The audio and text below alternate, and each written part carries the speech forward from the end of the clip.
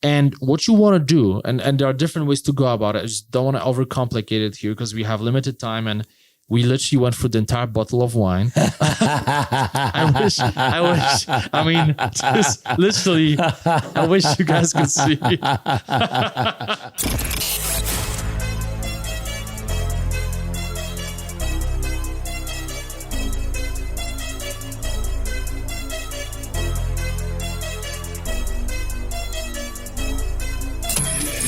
This is the Maverick Show, where you'll meet today's most interesting location-independent entrepreneurs and world travelers, and learn the strategies and tactics they use to succeed. And now, here's your host, Matt Bowles. Hey everybody, it's Matt Bowles. Welcome to the Maverick Show. This is part 2 of my interview with Jimmy Naraine. If you have not yet listened to part 1, I highly encourage you to go back and do that first. It provides some really important context for this episode. Part 1 was episode number 162 of the Maverick Show.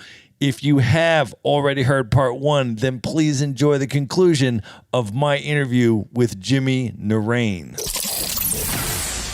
I want to ask you a little bit about how you approach some of your goals, because when you put your mind to doing something, you seem to be able to figure out a way to do it at an exceptionally high level. Eventually, it's always a journey, but eventually you get to an exceptionally high level. So you speak on stages all over the world, all different continents, massive, huge events, huge audiences, and you're often voted the top speaker at an event among professional speakers. You were the headline speaker at this event, for example, that we were just at. You want to make courses. You're going to figure out a way to be a spectacular educator. You want to be a public speaker. You're going to figure out a way to be a spectacular public speaker. You're going to learn a language. You're going to figure out a way to speak that language really well, right? When you set a goal for yourself and you say, I am now going to do this, what is your process from that point when you set the goal to becoming the best at what it is that you want to do? Okay, so first of all, I start with a vision. For me, vision is extremely important, right? So rather than just setting a goal, I'm going to become a speaker, I'm going to set up this business, I'm going to learn X, Y, or Z. I like to create a vision that's so compelling, it excites me so much that it's almost like if I don't accomplish it, I'm failing myself. I want to get so excited that it's almost like there is no other way around. I have to go after it. So I make my vision very, very vivid. And then I promise to myself that I'm willing to do whatever it takes, right? So I'm very good at doing scary things. Not because I'm not afraid. I understand what's on the other side. So when I was talking to those strangers on the streets in Spanish, I was afraid every single time. Sometimes some of the evenings, man, we are finishing the bottle now, right? I would have to finish the bottle by myself because otherwise I wouldn't be able to go out there. And I'd put some music and I'd practice Spanish and try to rhyme in Spanish. And I would justify in my head, hey, buddy, you don't have to go out there. You can just keep rhyming. This is learning Spanish. You don't need to go there. But then I would drink that extra glass of wine. I'm like, no, motherfucker, you're going out. And I would literally, and I kid you not, I would sometimes physically do this. I would slap myself in the face. I would literally physically, I learned this from my friend Gianluca. He would do that a lot, you know. I would physically slap myself in the face and go out there knowing that I may feel uncomfortable, but something beautiful will come out of it, right? So the process, again, vision, super compelling vision, then getting clear that you are willing to do whatever it takes and understanding that there will be some pain and discomfort in the process, but the more you do it, the more rewarding the experience will be, the more you will get out of it. And trying to deconstruct it. So rather than, it's kind of what Tim Ferriss does, very similar process. Rather than trying to do everything by trial and error, I try to find people who have done it before. And I like to dissect how they managed to do it, what worked out for them, what didn't work out for them. And especially when I find people with similar stories to mine, it's easier to calibrate. So I combine all of those things. And one more thing, man, massive imperfect action. So that story about speaking on my first stage after Himalayas, I went to Bangkok, I did a workshop. I was fucking terrified. Man, I was terrified. Imagine 3-4 weeks in the Himalayas by yourself. you haven't talked to human beings. Well, you did, but from time to time in the mountains, you haven't really been in a big crowd. Then you land in Bangkok, taxis everywhere, tuk-tuks. It's crazy, right? And suddenly you show up at a co-working space and a bunch of people who want to learn. I think I did a 3-hour workshop or something like that. I remember sweating. I don't know what the hell was happening, but I got in front of those people. I started talking. I realized, they are nodding their heads. They're enjoying this. I'm like, you guys enjoying this? Oh, yeah, great. And I kept going. I realized after 3 hours, wow, I actually gave them a lot of value. So then what most people do, and I used to do that back in the day, is just saying, okay, cool, I've done this. Let me celebrate. Let me go out and just be happy. But I knew that if I don't do it again soon, well, this will not give me anything. I have the momentum. I have to keep pushing the momentum. So I feel like I got really good at creating the momentum and then forcefully pushing and building the momentum. So then I would literally tell people, listen, I want to speak on stages. I really enjoy being in front of people. Are there any opportunities? What can I do? And whenever somebody said, oh yeah, there is this university you could speak there. Okay, hook me up. Let's do it. And I went to Romania soon after Bangkok. And I ended up speaking at 3 different places in 3 days. I did Toastmasters, one of those guest speeches for everyone at Toastmasters in Bucharest. Then I did a workshop for guys. And then I went to this law university, one after another. And when you do that, when you do 3 speeches in 3 days, there's no way you cannot get better. There's no way. It just becomes who you are. I want to ask you also about your productivity techniques, the way you structure your day to be as productive as you are, to have the output that you have, and especially in the context of being a nomad, where you're changing countries, you're changing time zones, you're moving around the world. You have all these other elements of your life that some people that live in one city don't necessarily have. So you add that on top of it. And I'm curious if you can share a little bit about what does your day structure look like? How are you as productive as you are? And how do you integrate that as you're changing time zones and moving around the world? So let me focus on one element of this, because I think this is probably fundamental here. So a lot of people, they have a very clear structure. They have their morning ritual. They know exactly what they're going to do. They have their calendar.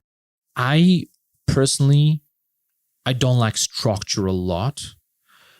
I need some structure in my life, but I like a mixture of structure and chaos.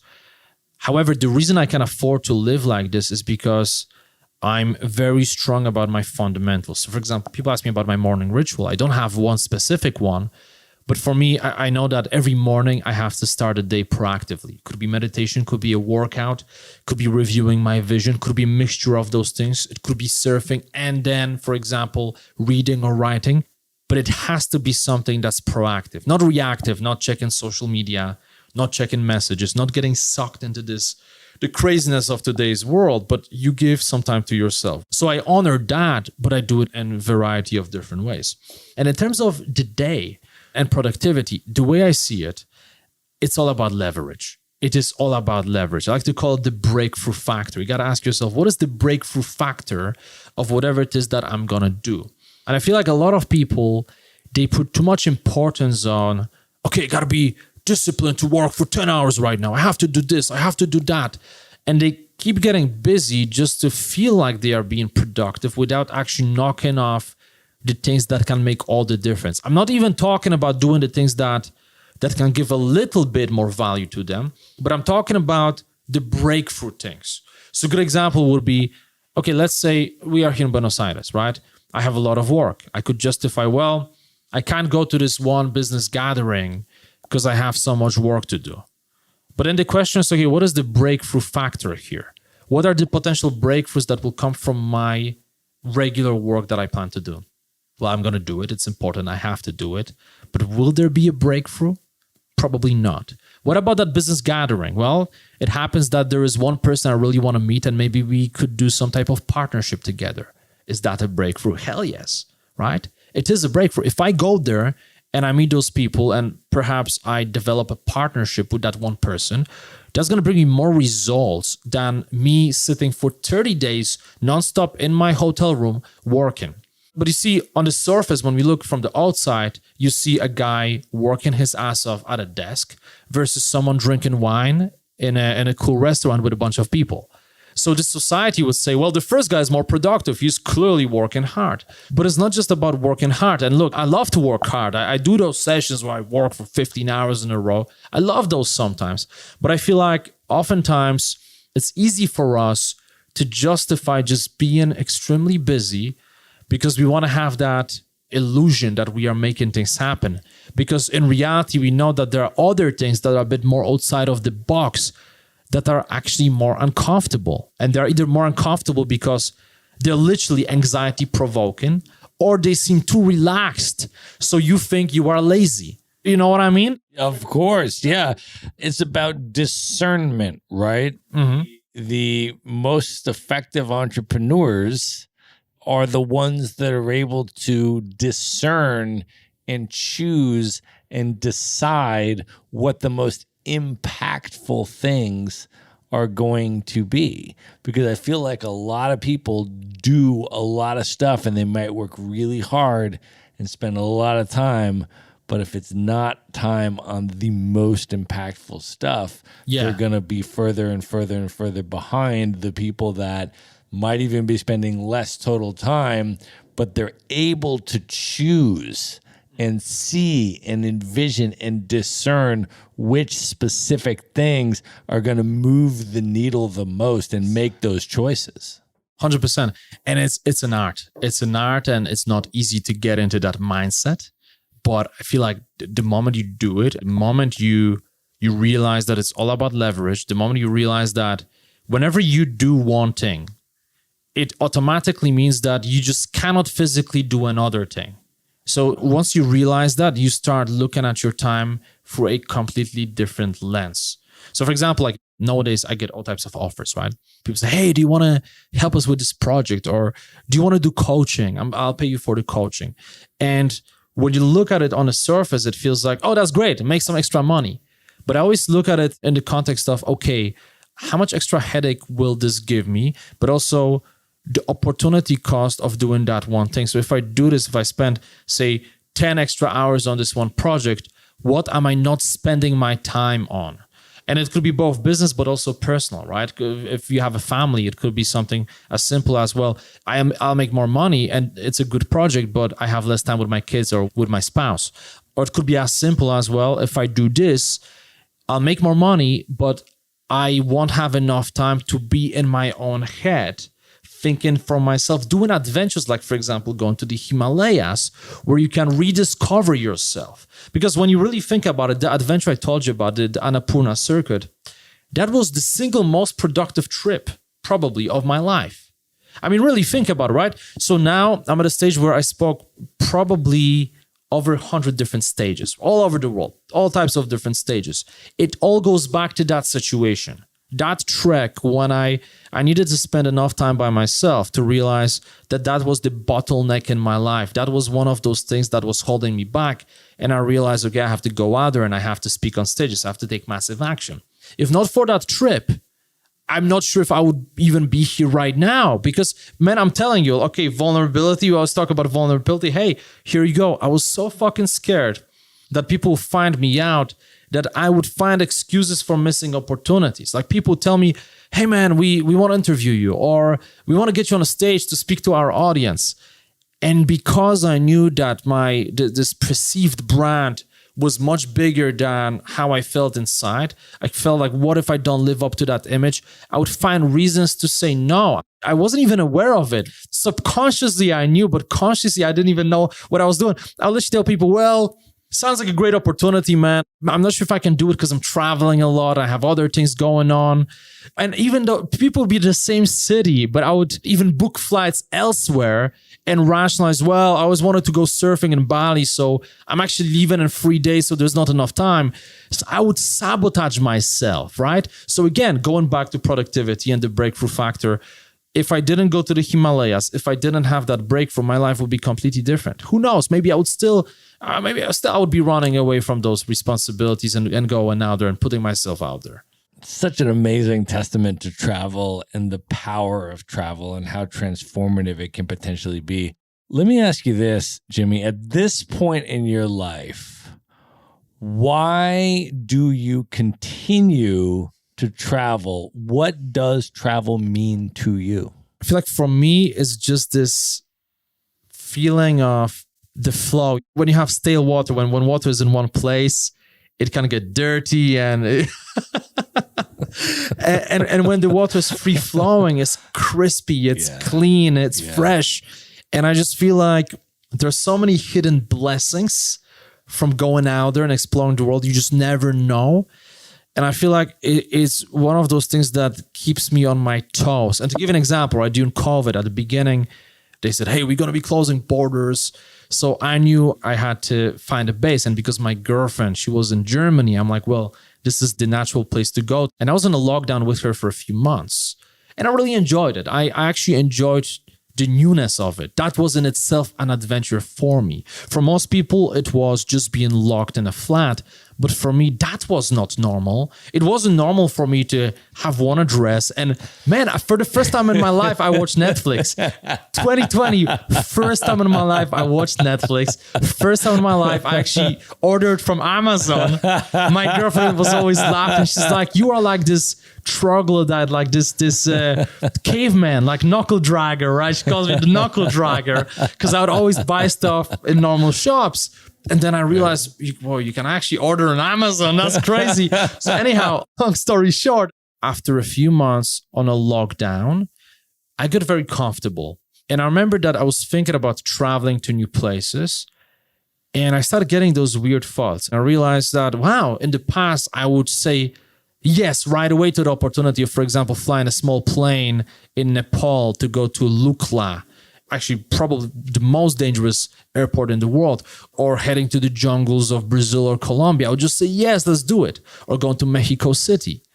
But now, just a few months into a lockdown, I found myself feeling a bit, do I want to take a risk? Is it necessary? I mean, I've seen all those places. I can just go to the Canary Islands. I have my beautiful girl with me. We can cuddle up, watch some Netflix, vicariously live through fucking whoever, Harvey from the Suits or whatever. And I'm like, why go anywhere? And I hated it. Man, that inner voice, I hated it. And I realized, no, I don't want that. I don't want to become that person. And then eventually, in the summer, they opened up the borders. I got back into my traveling mode. That's what it took, right? You back in the water. You feel like fish in that water. But what I'm trying to say is, I think travel, it keeps you on your toes. It teaches you about the appreciation for life. It gives you so many hidden blessings that you couldn't have expected otherwise. Things come to you from the most unexpected places. It makes you humble. It also gives you confidence. It's one of those paradoxes that on the one hand, you become more confident when you travel, but you also become more humble. Here in Buenos Aires, right? You go, you see so many people who struggle. The other night, I was coming back from the center. I see people, in the trash bin, they're trying to pull out some food. And I'm like, I stopped and I had a bunch of bananas and I just shared some food. But I'm thinking, wow, like those people are looking for the food in the bin. I have all those pesos in my pocket. It just puts things in perspective. It pushes you to reevaluate what is really important. And I think a lot of people in the world need that. A lot of people need to change their frame of reference. But you feel me, right? Traveling, I honestly feel like is the best university out there. And no matter how much you travel, no matter how much experience you have, you always keep learning. Yeah, 100%, man. I agree with that. I also want to ask you about the courses that you teach and your choice to go in the direction to become an educator, to become an instructor. It strikes me that your formula is you want to do something for yourself, you set a goal, you achieve it at an extremely high level, and then once you've achieved it, you then teach other people how to do it. And you explain to those other people, right? I mean, of your content that I've watched, it's basically this formula. You explain to these other people, I was once this person who had extremely high social anxiety or extreme fear about public speaking, or I was extremely bad or trepid or concerned about this. I then set a goal, and then I then achieved the ability to do this at an extremely high level. So wherever you are on that continuum, even if you're at where I started, you can potentially follow this formula and learn to become great at this. And here are the things that I did, and you can learn from me. And you've just sort of done this with all of these different courses in all of these different areas of your life. You go through a journey for yourself, you achieve a goal, and then you turn around and you teach other people how to do what you did with the lessons that you learned from that. And I think it's amazing, first of all, that you're doing that. And I'm wondering if you can talk a little bit about that, about your choice to do that, because not everybody does that. There's plenty of people that do stuff and achieve stuff and then keep it all to themselves, right? But can you talk a little bit about, why you chose to do that, sort of your mission, your passion, and your choice to become an educator? Definitely. So I did this workshop back in the day. I wasn't leading it. I was participating. And this guy said, we went through this exercise. What were we missing when we were kids, right? What were the needs that we were missing? And I realized that for me, even though I had a very loving family, I missed mentorship, right? My parents were working very hard. Medical doctors barely making ends meet, back in Poland, medical doctor was making so little money that we lived in this flat with cockroaches, didn't have too much. So I didn't have much mentorship. And also my teachers, I shared with you a story of one of the teachers, right? Trying to dissuade me from pursuing my dreams and it's my way or no way. So I always felt like this outsider without a mentor. That's how I felt. By my entire childhood and teenage years, like I felt like I'm by myself. I got to figure this out by myself. So when I did that workshop, the trainer said, well, usually what you were missing in your life when you were younger, that's what you want to give to other people. And I'm like, whoa, it makes perfect sense. I didn't have the mentorship.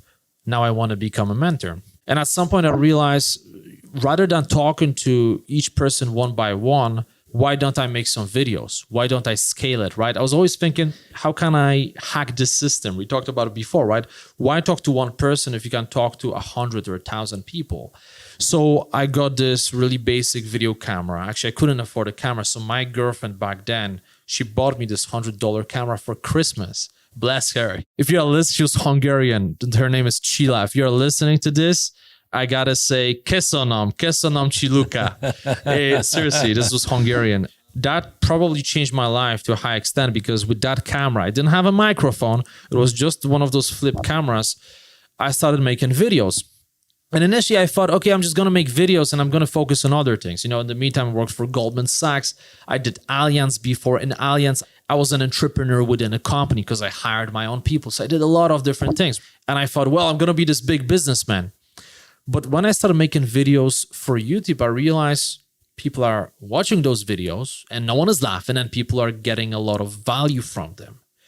And when that happens, you start thinking, right? On the one hand, you have this pressure in your head that you want to become the successful business guy. You want to own a big company or you want to become the MD in a big bank because you want to get all of that validation.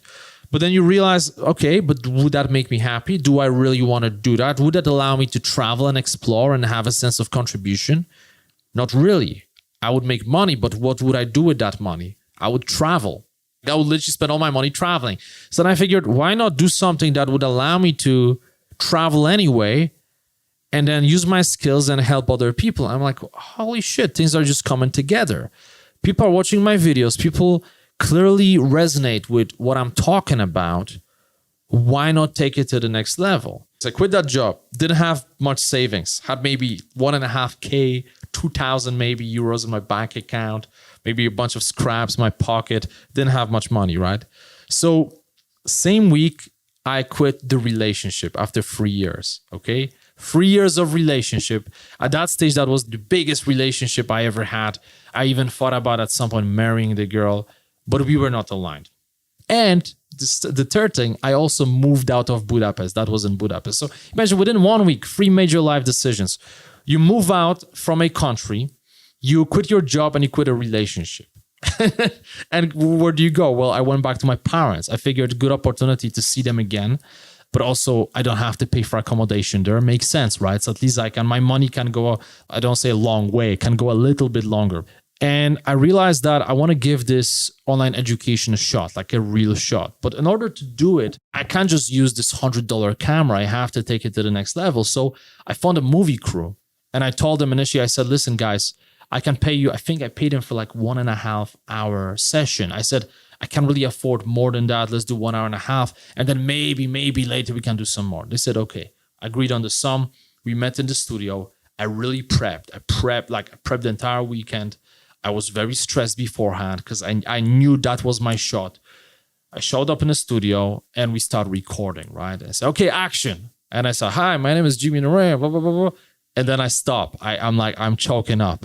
I can't do it. I'm like, sorry, guys, I need to do it again. A few deep breaths. Okay.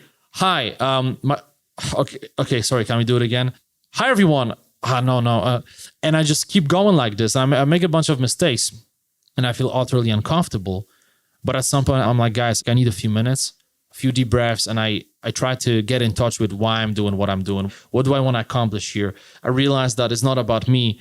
I'm actually creating a course about building confidence. I want to help people with social anxiety. I want to help people like me, people who are like the way I used to be, people who are afraid to talk to the person of the opposite sex, people who are afraid to get on stage or talk to a group of people.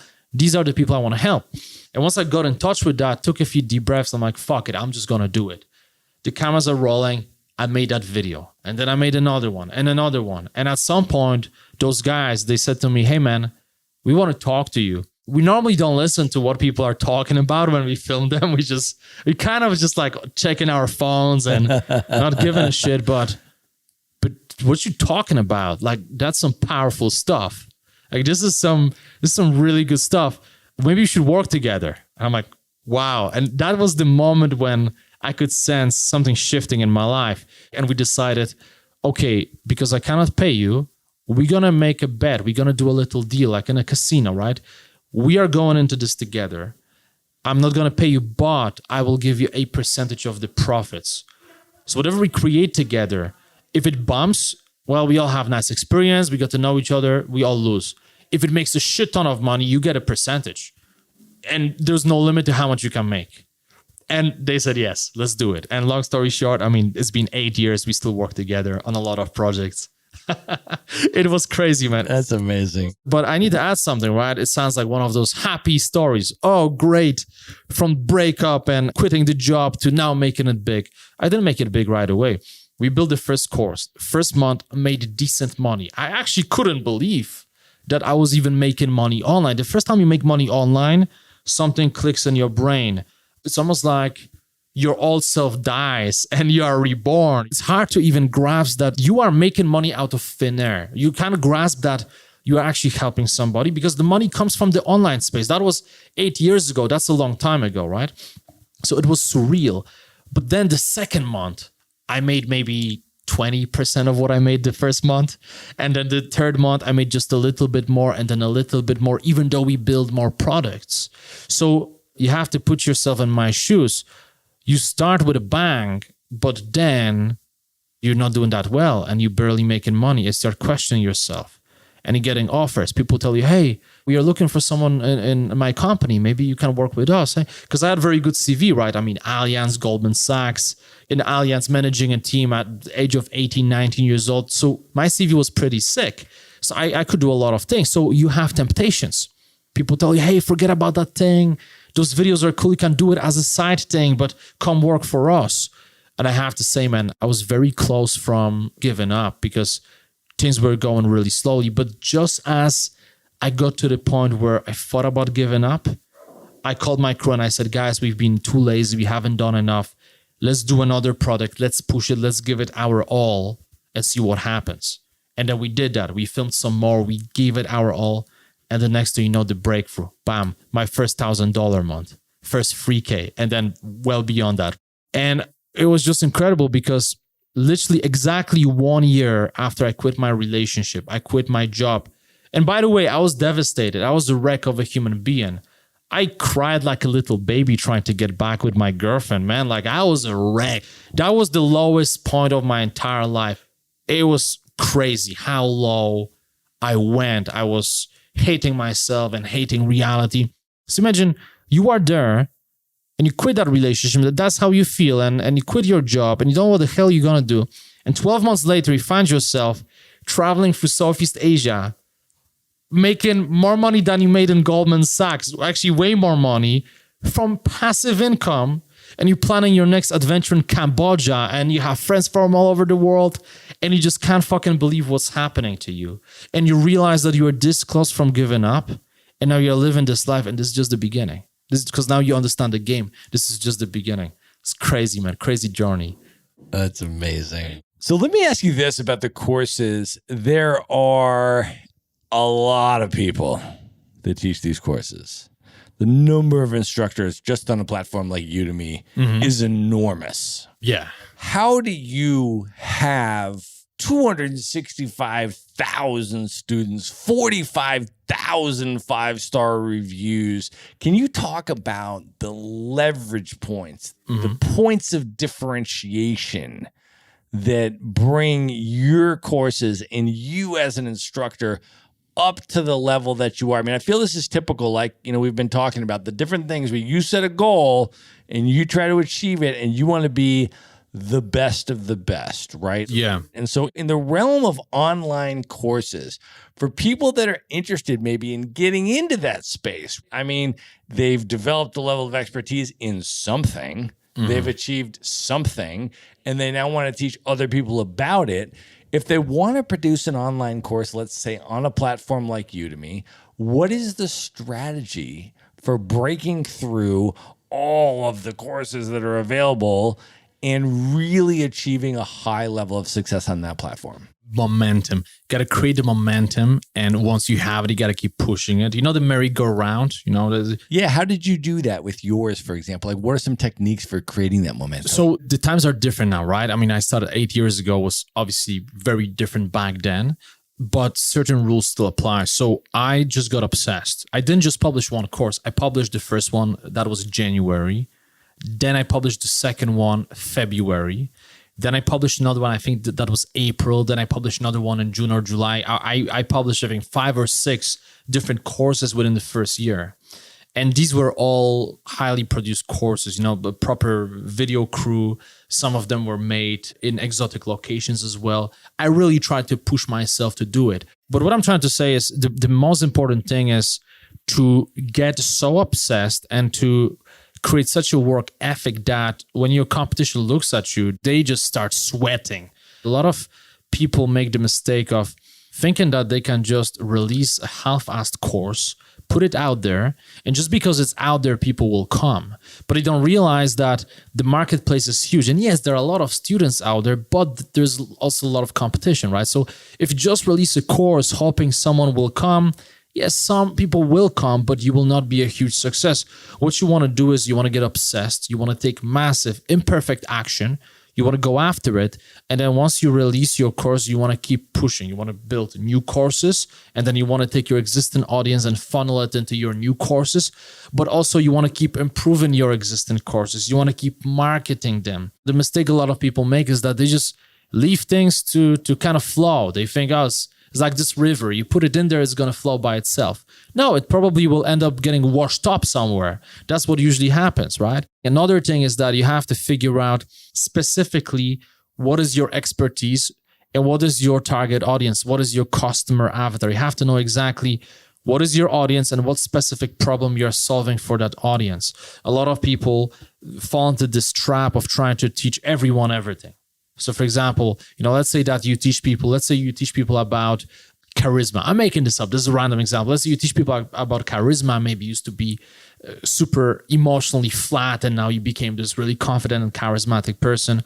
Well, if you try to teach every single person about charisma, you probably won't attract that many people because whenever they see your landing page, they will not feel like you are speaking specifically to them. On the other hand, when you teach charisma, for example, in the context of business, or you teach charisma specifically for social life, you make it more specific. Now you are narrowing your audience. So when people see your course, when they see your trailer, they see your landing page, they feel like you're speaking directly to them. You see, this is what you want to create. You want to create a situation where anybody who sees your landing page has a perception that you are speaking directly to them. Imagine, let's say that I'm teaching a course about confidence, specifically in the context of public speaking. Imagine that you're seeing a trailer that says, hey, do you want to become a great public speaker? It is possible. In this course, I'm going to teach you how to be more charismatic, how to be more confident, how to be this and that, blah, blah, blah, blah, blah. Do you feel like this course is for you? Probably not. But what if you see a trailer that says, hey, do you have those moments when lack of confidence and anxiety prevent you from taking important actions? You know you want to do something, you want to get on that stage, you want to speak up in front of a group of people, but because you are an introvert and because you get anxious, something is holding you back and you can't get yourself to do it. And when you don't do it, you feel terrible afterwards and you hate yourself. And then later on, when you have another opportunity, you lose it because you feel even more fear. Do you have those moments? Well, if you do, then I'm here to tell you that I know how you feel because I used to be just like that. And when you see this trailer, now you feel like, this motherfucker is talking directly to me, right? So if you struggle with anxiety, if you want to become more confident in the context of presenting, you hear this trailer, now you know this guy is talking directly to me. You build this emotional connection and you do it through positioning. You have to do your homework, and before you create any content, you have to ask yourself, again, what are the types of people I want to serve? What is my target audience? What is my customer avatar? Ideally, you want to create a customer avatar. You give that person a name, characteristics, and then you decide exactly what benefit you will give them, what pain points you will solve. And when you do that, and you create content tailored to that group of people, and you market it strategically to those people, and you make it the best course that's out there. And by the way, you can make it the best by checking your competition, by studying them, by seeing what is missing, what they did well, what you could improve on. If you do all of those things, you release a course, you build the momentum, you spread the word, you try to put it in front of everyone, you will succeed. There's no doubt about it. Just most people are not willing to do what it takes. Can you talk a little bit about the marketing strategy? So let's say, for example, that there's somebody that does what you are advising, right? Mm-hmm. They research their competition. They say, okay, these are the courses that I see that are out there. This is what I think I can do better and I can add value, and I'm going to put the effort in to get the production quality, to get the content quality, to really make the best course that's out there on this. And furthermore, I'm going to niche down. I'm going to take Jimmy's advice. I'm going to go very specifically niche. I'm going to speak to a particular target segment, customer avatar that is my niche, and I'm going to do that. Well, you can't just do that and then press publish and then hope that people find it, right? You have to market that, and you have to alert people to, hey, this is the best course in this category and this is the niche that it's for, and get it in front of that niche, right? So what are your suggestions if somebody's willing to put in that work and make that quality of a course exactly as you've described it? What then is the marketing technique for putting it in front of the right segment and building that momentum? It depends which platform you're using. Okay, so first of all, let me backtrack. Let me tell you about different platforms. So Udemy is one of them. Udemy is one of those platforms that have a lot of volume. It has marketplace, but it doesn't give you full control over your courses, right? So when you publish something, you have access to a lot of different people, but you can't fully control your price. Even though you set your listing price, they can always discount it. They run a ton of promotions. You can't retain all the email addresses directly that you get from your students. You cannot do that. So there are limitations. But the good thing is that you get access to a big audience right away. But then also you have those other platforms that don't have a marketplace, but they give you more control. Like, for example, Kajabi, Thinkific, Teachable. So those platforms give you a lot of control. You set your price, you set your own discounts, you retain the emails of your students, but there's no marketplace, okay? So if you don't have an audience, if you're just getting started, you don't know what the hell you are doing, Udemy is a good place to start because you get to tap into their audience right from the beginning.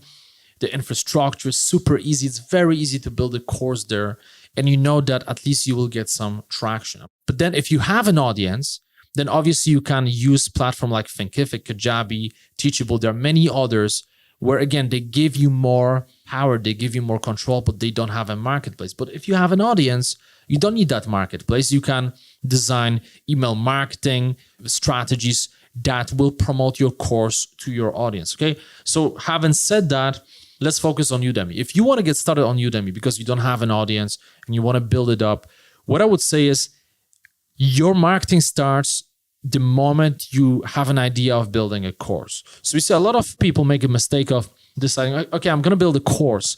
So they start scribbling things down. They start working on the content. Eventually, they schedule their filming. They film the course. They release it. And that's it. They do a little bit of marketing and then they leave it by itself. If you do it, nothing's ever going to work out. What you want to do is the moment you decide, okay, I'm going to release a Udemy course, that's when you start marketing. That's when you start building the foundation. So as you are creating content for Udemy, you are also creating content for social media. You start building your email list, right? For example, you build up a couple of videos that you give away for free. You do it because, first of all, you want to entice people to you. You want to build up your audience. You want to give people some value, but also you want to learn what people like and what people dislike. You get all of that feedback and you can use it while you're building the actual course, okay? So this is very important. So you're doing all of that. You're building your foundation on social media. Before you release your course, you want to activate your inner circle. So specifically, you want to create a list of people who are your friends, your family members, your fans. If you have some fans, followers, you want to create a list and you want to let those people know that you are about to release a course. You want to tell them what is the exact date. And what you want to do, and there are different ways to go about it. I just don't want to overcomplicate it here because we have limited time and we literally went through the entire bottle of wine. I mean, just literally, I wish you guys could see. So, okay, what I recommend you to do is, I recommend that you create 2 different coupon codes for your courses. You create free access coupons and you create discounted coupons. And what you do is once you have a list of your inner circle, you tell them, listen, I'm going to be launching a course in 7 days from now. It's about topic X, Y, and Z. I really feel like you will enjoy it. I put a lot of effort into it. And frankly, I'm a bit stressed because it's the first time I'm launching a course. I really gave it my all. I invest a lot of money, time, effort, and energy. I would really appreciate your support, and I feel like it's going to help you in some way. And what you can tell people is you can literally tell them that, look, here are 2 coupon codes. One is free. One is, let's say, $15. Use whichever you feel like. If you really feel like this course can give you value, if you feel like you fall within the target audience and you can actually get something out of it, I would appreciate if you actually purchase it for $15. It will give me some traction. It will make me at least some money. So I build that momentum. But at the same time, if you don't feel like you will benefit from this course, maybe you're not in the target audience, but you are my friend and you want to help, feel free to use the free coupon code. And I would really appreciate if you could just watch at least some of the videos and give me some feedback. And at some point, Udemy will ask you for your official rating.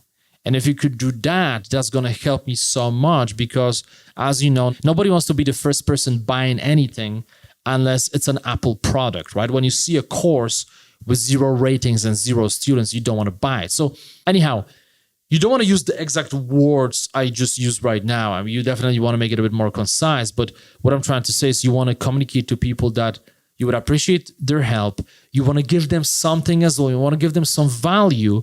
And if you reach out to people like this, at least some of them will help you. And here's the thing. Even if just 10 of those people end up taking your course, now you have the momentum. You have your early ratings. You have your students on board. So when people on Udemy, they're looking for courses, when they see your course, they no longer see just that title and 0 ratings and 0 students. No, they see the course made by so-and-so that has perhaps 8 5-star ratings and 27 students. Now that's social proof. That's credibility that may propel them to buy the course right away. And that creates the snowball effect. But the tricky thing is you got to keep working at it. You can't just send a mass email saying, hey, friends, can you please help me? You don't want to do that, right? You don't want to just focus on yourself. You want to send separate emails. Ideally, you want to send audio messages or even better, call people up and just be very personal and just tell them why this means so much to you and how you can help them. If you do that, your social circle will stand behind you and they will help you to build up that momentum. Does it make sense? It makes total sense. And one of the things that I asked you, Jimmy, before we started this interview was if you would be willing to offer my audience a free piece of your content, which I wanted to do for two reasons. One is for people that are actually interested in creating courses so they can see what a Jimmy Naraine course looks like on the inside for free. What does a best-selling course look like? A type of course that can get hundreds of thousands of students and tens of thousands of five-star reviews. What does that actually look like so they can see it? And the other is for people that actually want to learn what you have to teach in terms of how to develop confidence and how to develop self-esteem and how to speak from the stage and how to be productive and all of those things that you teach for people that are interested in learning those on a deeper level through your courses. I asked you if you'd be willing to offer something to my audience for free, and you said that you would, which was very sweet of you. My pleasure. For people that want to check out a free Jimmy Naraine course, how can they get that? First of all, I'm very happy to do it, especially after the bottle of wine. I mean, I'm happy to do it. I might have offered him something in exchange for the free course, like a really nice bottle of Malbec. Man, I gotta tell you, after this Malbec that I'm looking at right now, I'm happy to do anything. So I think we're gonna link it up on your page. Yep. Put it in the show notes. It's hosted on Teachable. The only thing you have to do is you have to use the code Maverick free. It's gonna show you the price. You have to just paste the code and you can enter the course for free. Now, it's interesting what you said. You said that you want to show people what some of those best-selling courses have that make them bestseller. What you're going to notice in this course is that I'm not upselling you anything. So when you do this course, I believe it's 2 hours of content about life hacking, about all types of different things. And you will notice that each video is a content video. And I feel like this is one of the keys. You know, people nowadays are tired of internet marketers just promising you what they're going to teach you for the first 1 hour, then almost giving it to you. And then without giving it to you, actually, they tell you, hey, well, if you want to learn about X, Y, and Z, you can join my coaching program or whatever it is, right? Or buy this other course. And I feel like people are really sick and tired of that. It's almost like it makes people feel as if the other person thinks they are stupid. So that's the first lesson you will learn by watching that course, that there are no upsells. You basically watch the course from the beginning till the end. You get a lot of value. And my belief is that if you give people enough value, they won't forget you, right? If you give people enough value, you don't have to upsell. Same thing applies to stages. We talked about speaking on stages. The reality is that a lot of people who try to upsell from stages, they're shooting themselves in the foot because nobody feels it's justified to buy from them. If you haven't delivered enough value from a stage, why would I pay you the money? It doesn't make any sense. So I always believe in get out there, over-deliver, exceed expectations. And when you do that, you don't actually have to tell people what to do. They are the ones seeking you out. So that's what you're going to learn. And there's also another lesson in it, that just the way I'm giving you free access to this course, you can do exactly the same thing with your content. So you don't have to build up a huge masterclass that you're going to be selling for $200 and feel all this pressure that it has to have hours of videos and tremendously made content with a movie crew from 5 different angles. You don't have to do that. That's a lot of pressure. What you can do is you can take your expertise and you can ask yourself, okay, if I could go back in time and if I could teach my younger self about this topic, what would I teach that person? And you can develop a very basic yet powerful curriculum that's between, say, 40 to 60 minutes. And you could record a free course that you literally give away to people for free. Or you sell it, but you kind of make an agreement, a written agreement with yourself that you are happy to give it away to different groups of people. For example, like now, right? You do a podcast with somebody, you are happy to give it away for free. You build that course, you deliver as much value as possible. You pretend in your head that you are charging for it just so you can do a better job, and then you give it away for free. If you do that, you will not make any money, but you will gain audience. You will learn how to build courses. You'll get your feet wet, essentially. You will learn about the process. You'll become a better teacher. You'll get to know your topic better, and you'll get a lot of appreciation and love from other people. So then when eventually you want to build something that you want to sell, you will have that foundation. You will have an audience that will be waiting for you to release your premium course. Awesome. We are going to link up the free Jimmy Naraine course in the show notes. So to get that, just go to themaverickshow.com and go to the show notes for this episode. We're going to have the link as well as the coupon code to get it absolutely for free. I have taken the course myself. I've gone through the content, extremely high value content, totally free for you, the Maverick Show listeners. So make sure you go there and check it out. And at this point, Jimmy, are you ready to move in to the lightning round? Let's do it, bro. Let's do it, man. One. Let's do it. The lightning round. All right. What is one book that has significantly influenced you over the years you'd most recommend people check out? The first one that comes to mind is the 4-Hour Work Week for those people who want to become nomads, specifically just because it's referred to as the Bible of digital nomads. I feel like a lot of the concepts discussed in that book are still relevant. Tim Ferriss did an incredible job of making it fun to read, making it very compelling. So I would say get that book. Now, for those of you listening to this, if you struggle with procrastination, especially in terms of your creativity, you feel like there's something in you and you want to put it out there, but you can't get yourself to do it, Stephen Pressfield, that's the answer. Just read Stephen Pressfield, specifically The War of Art. That's something. And I would say if you struggle with pushing yourself, perhaps physically, you want to change your health, you want to go out there and make shit happen, and you want to perhaps lose weight or you want to gain weight, but you can't find the power, the courage to do it, just read David Goggins. David Goggins cannot hurt me. You read that book is like mental steroids for you. You're going to read that book or listen to it and you're going to feel like you want to go out there and just nail it. And then finally, for those of you who want to understand the current reality of the world, what's happening, but also understand the past and then kind of reconcile all of that with the potential future for human beings, Yuval Noah Harari, that's the guy. He wrote The Sapiens, he wrote Homo Deus, and he recently wrote 21 Lessons for the 21st Century. So these books are about the past, the present, and the future. I keep rereading those books because when you read them, you will see yourself. There's so much wisdom in there. He doesn't impose on you. He gives you ideas that propel you to think. And those books will make you understand the world better. Awesome. We are going to link all of those up in the show notes, as well as the Will Smith book that you said you're reading right now. Incredible audio. The audio version, man, it's just beautiful. That's awesome, man. We're going to link all of that up in the show notes so you can go and find the links at themaverickshow.com. Jimmy, who is one person currently alive today that you've never met that you'd most love to have dinner with? Just you and that person for an evening of dinner and conversation. Two people come to mind right away. Tony Robbins and Tim Ferriss.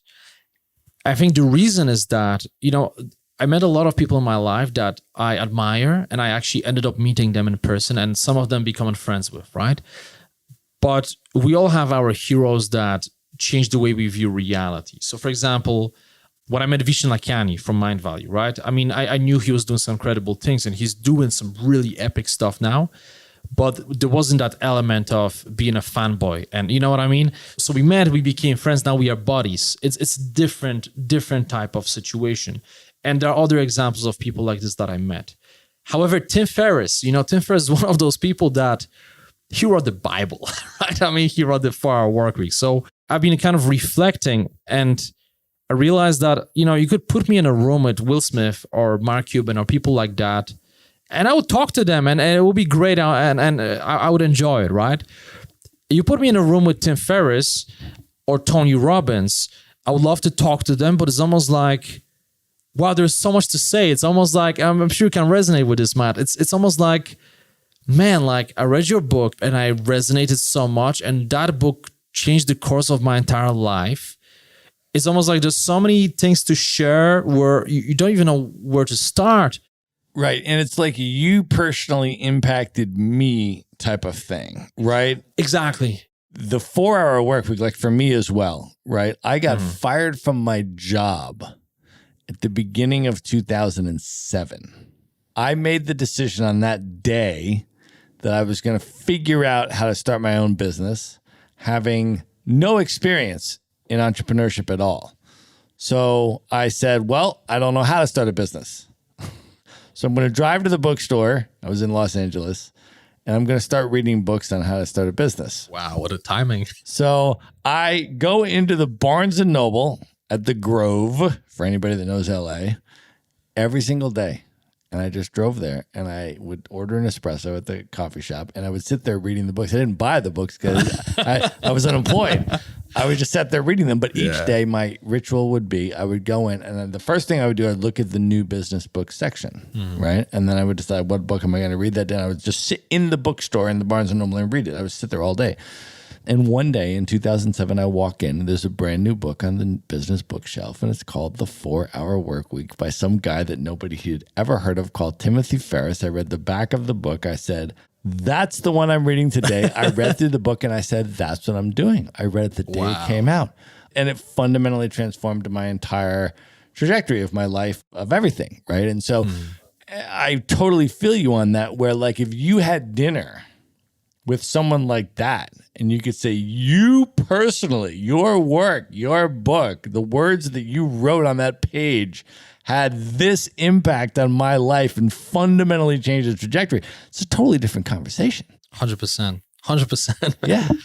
The funny thing is that when you know people in certain circles, you know, you have a lot of mutual friends. So for example, Tim and I, we have mutual friends, right? And some of Tony Robbins and I, we know people, we have people in common. And if it was anybody else and I wanted to meet them, if I was in town, I would just say, hey, can you connect me with so-and-so? You try to make it happen. I just realized I never really tried to make it happen because it's almost like from the social dynamics point of view, when you meet a person like this, the last thing you want to do is to be like, oh man, wow, it's you. You don't want to do that, right? You want to connect on a human level. Right. But there's a part of you that looks at that person and it's not just a person. There's a person, there's your perception of a person, which became a myth in your head. You know what I mean? Right. So it's interesting, but I do hope to meet them at some point. Same with Tony Robbins. Right. I was 15, 16 years old listening to Tony Robbins, made me realize so many things about controlling your own reality, controlling your thoughts, your mindset. So yeah, man. Let's see. Maybe Tim likes to come over to Buenos Aires. Maybe we're gonna see him somewhere here. I feel like that dinner for you is a possibility, man. I feel like we could make this happen. You and Tim having dinner. All right, brother. What is one travel hack that you use that you could recommend to people? Whenever I go to a new place, when people ask me, "Hey, sir, first time here? Are you here alone?" I never say I'm alone, and I never say it's my first time, unless I'm in a safe environment. But if I'm in a dodgy taxi or maybe middle of the night talking to a random person in front of a bar, I would never reveal it's my first time and I'm here alone. I would often say something in the lines of, no, man, I've been coming here many times. Lots of friends here. I know a lot of people. Because you don't want to make yourself into a target, right? Good advice, man. All right. Of all the places that you have been now in the world, Jimmy, what are your top 3 favorite travel destinations you'd most recommend people check out? I would say for living, in terms of long-term living, Canary Islands, specifically La Palma Island. It's a place that combines just incredible nature, great people. It's not too expensive. Spanish language, a bit of Latin culture, very safe. So Canary Islands, that's the first place. The second place, I would say Thailand. Thailand, because of my history with Thailand, I spent a lot of time in there. People are incredible. I love Thai culture, the food, Thai boxing. I'm a big fan of Muay Thai. I've been doing it myself. Just lots of amazing memories in there. And the third place, you know what? I'm going to say... I can't say specific country, but I'm just going to say Latin America in general. Just Latin America. I'm sorry, I can't give you a specific country, but just Latin America. There is something about this place. No matter where you go in Latin America, whether it's Argentina, Colombia, Peru, Brazil, there's a very distinct vibe. You know what I'm talking about. As you're nodding at me right now, you know what I'm talking about. There's this feeling of wilderness. So you have civilization, but it's also mixed with the unknown and adventure and chaos and passion and all of that mixed together. I just love, this is like my favorite cocktail, man. Latin Amazing. America. Agreed, brother. Agreed. And very apropos for where we are now. All right, Jimmy, what are your top 3 bucket list destinations? These are places you have not yet been, highest on your list you'd most love to see. One of the places is definitely New Zealand. Never been there, just went to Australia. Almost went to New Zealand. I just know the nature is incredible. So that's number 1. I'm going to say Hawaii and Tahiti. I went to Hawaii once, but I didn't spend enough time there. And I've been promising to myself that I'm going to go back there. It was just incredible. Life-changing trip. We don't have the time for the story now, but that was one of those trips that literally changed my life. I overcame a lot of internal demons, spending a lot of time by myself, hiking in silence and learning about myself. So Hawaii, Tahiti, that's the second. And the third place, I'm not going to give you a specific country, but a region. I would say the Southern Africa. So Namibia, Botswana, of course, South Africa, Lesotho, Zambia, Zimbabwe, all of those places. I'd love to see them. Yeah, that will be it. You know what's happening in my head now, right? I'm already thinking about many other places I want to list after wine. And you propelling me to think about my travel adventures and knowing in a second we're going to be going out there into the district of Palermo just to meet other nomads. I mean, I'm just so excited. Yeah, we got a party to get to, man. So we're going to wrap this up with one final question. And Jimmy, this happens to be the most important question of the entire interview. I'm going to ask you to name your top 5 hip-hop MCs of all time. But before you do that, and while you're thinking about that, I want to just ask you, I mean, in light of everything that you shared about how you initially got into hip-hop at a very early stage in your life today, when you think about it, what does hip-hop music mean to you? What do you love about hip-hop? Self-expression while staying unapologetically you. That's something that connects a lot of hip-hop artists. They try to express themselves while being unapologetically themselves, not living up to some standards or rules imposed by the society. You want to share something, you share it, and that's it, man. And that's why I love it. Everything goes, and that's how it should be. Awesome. All right, Jimmy, who are your top 5? Top 5. The first one has to be Peja. It's the Polish rapper, and I don't listen actively to Peja now, but the reason I'm mentioning him is because that's how my journey started. That was the first rapper that I ever heard in my life, the Polish rapper. So for sure, man, like Peja, I used to rap along to his lyrics with my buddies back in the neighborhood. So okay, that's one. Another one, okay, since we are in a Spanish-speaking country, Nach. I like Nach a lot. Idioma de los Dios, for example, or Chico Problemático, or songs like that.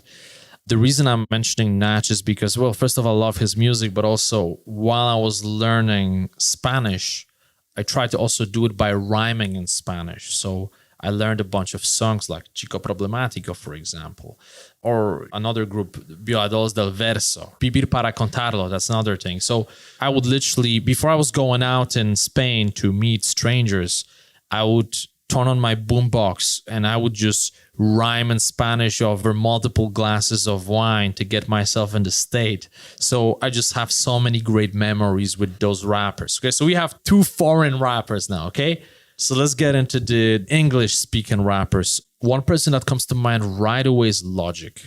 I just love Logic's delivery. I love his story. He's mixed-raced, experienced a lot of hardships in his life.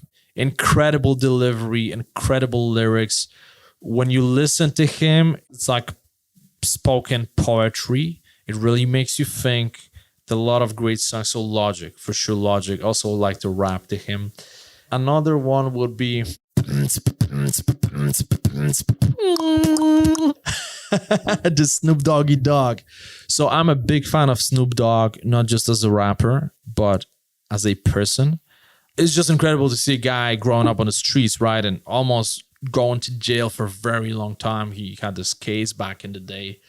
And then turning his life around. And while a lot of other rappers, their careers just went downhill, they got into something else. Some people got shot. And Snoop Dogg just keeps going after it. He's still relevant, super chilled. I think if we all had more of that Snoop Dogg vibe, the world would be a better place. So Snoop Dogg, would love to meet the guy. Actually, you asked me about the dinner. I would love to meet Snoop Dogg. Oh, that would be such a pleasure. Yeah, so Snoop Doggy Dogg. And then the last one, I tell you what, let me tell you about the rapper that a lot of people don't know, that I'm a big fan of, okay? Because if I said Souls of Mischief, people know them, right? Nas, people know them. Tupac, people know those guys. There's a guy called Harry Mack. So Harry Mack, and shout out, great fucking guy. He's a freestyle rapper. And his thing is that he's just incredible at freestyling. His freestyle is literally the best freestyle I've ever seen in my entire life. Had a pleasure to talk to him on multiple occasions. And one thing about this guy is that he's so humble. He doesn't have to be that humble, and he's still humble. It's just incredible. I had one of those calls with him, and we talked about building courses, and he was complimenting me on my courses and my presence. And I'm like, bro, you're talking about presence? You are rhyming on the Ellen show, and you're rhyming for Kendrick Lamar, and Kendrick is losing his shit listening to you. You're talking about presence, man. Anyhow, super humble guy with incredible talent and even more work ethic. When I found out about him almost 2 years ago, I already thought he was incredible, but the progress he has made over the last 2 years is just incredible. He took it to the next level. To celebrate 1 million subscribers on YouTube, he did 10-hour freestyle live, where people throw words and he just goes for it. You just throw words, just go for it. You can't make this up, right? You just can't make this up. His delivery, people would throw words like inhumanity. People would throw words like Martin Luther King. And he would literally create stories out of those words and names and turn them into poetry. Unbelievable. You just type in Harry Mack on YouTube and strap on your seatbelts because you're going to need them. Harry Mack is insanely talented. I agree. One of the most talented improvisational freestyle rappers I have ever heard. Your interview with him, you interviewed him for 60 plus minutes, and there was an amazing conclusion to the interview. I'm actually going to link it up in the show notes to this episode. Oh, that's cool. Because I want people to be able to hear you interviewing Harry Mack, because the interview is fantastic, right? And I was compelled by all of it because, of course, I know who he is. I know his work. I've heard his freestyles, and it's blown my mind. And you, of course, went deep with him on all kinds of amazing questions, which is incredible. So the whole interview is great, but it culminates with you beatboxing and Harry Mack spitting a freestyle over your beatbox about themes that you had previously discussed in that interview. Blew my mind, bro. We are definitely linking that up in the show notes, so folks can go to themaverickshow.com. Just go to the show notes for this episode. We're going to link you up to Harry Mack so you can check out his stuff and his YouTube. We're also going to link up the Jimmy Naraine interviewing Harry Mack podcast so you can hear the interview and then hear Jimmy beatboxing and Harry Mack freestyling over it. Absolutely blew my mind, bro. Awesome, man. So nice to hear this. Definitely, brother, for sure. All right, Jimmy, you and I have a big nomad party to get to in Buenos Aires right now. So let's conclude this. Let folks know how they can find you, how they can follow you on social media, how they can learn more about your content and check you out. How do you want people to come into your world? The easiest way is just to type in Jimmy Naraine. Like anywhere you go, if you go to Instagram, you just type in Jimmy Naraine, you're going to find me. YouTube, Jimmy Naraine Official. But it's just my name. Everywhere you want to go, it's my name. I would say the best way, I'm most active on Instagram. That's probably the best place. And obviously take the course. Just make the most of it. It's a free course offer. It's 2 hours of content. Just take it, have a look. And I'm curious to actually hear from you which parts of the course you enjoyed the most. So then if you actually feel really compelled by a specific lecture in the course, then just make a post on social media and tag both of us, tag Matt and myself, and just tell us what you've learned. Awesome, man. We are going to link all that up in the show notes. Everything we have discussed is going to be in one place. Just go to themaverickshow.com. Go to the show notes for this episode. There you're going to see the link for Jimmy's free course and the coupon code you need to get it for free. You're also going to see all of the social media handles for how to follow and contact Jimmy, check out more of his content, and everything else that we discussed on this episode. Jimmy, this was amazing, brother. Thank you for being on the show. Thank you. I appreciate you. And thank you so much for everyone listening. We appreciate you. Thank you. We do appreciate you. We now have a party to get to, so we're going to roll. Good night, everybody. Be sure to visit the show notes page at themaverickshow.com for direct links to all the books, people, and resources mentioned in this episode. You'll find all that and much more at themaverickshow.com. Learn how Maverick Investor Group can help you buy cash flowing rental properties in the best U.S. real estate markets, regardless of where you live. Schedule a free phone consult today at themaverickshow.com/consult. Now you can buy rental properties with tenants and local property management in place, so you don't have to be a landlord or a rehabber. To get your questions answered and discuss how Maverick Investor Group can help you meet your real estate investing goals, schedule your free phone consult today at themaverickshow.com/consult. If you like podcasts, you will love audiobooks, and you can get your first one for free at themaverickshow.com/audiobook. Whether you want the latest best-selling